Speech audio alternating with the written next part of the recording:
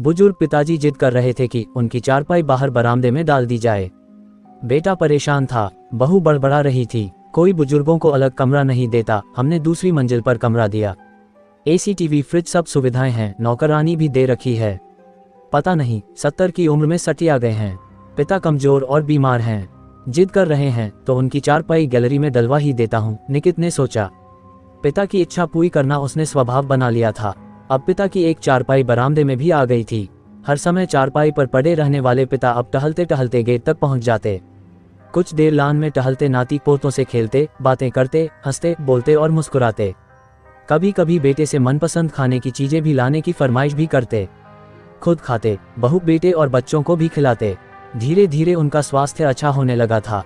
दादा, मेरी बाल फेंको। गेट में प्रवेश करते हुए निकित ने अपने 5 वर्षीय बेटे की आवाज सुनी तो बेटा अपने बेटे को डांटने लगा। अंशुल, बाबा बुजुर्ग हैं, उन्हें ऐसे कामों के लिए मत बोला करो। पापा, दादा रोज हमारी बॉल उठाकर फेंकते हैं।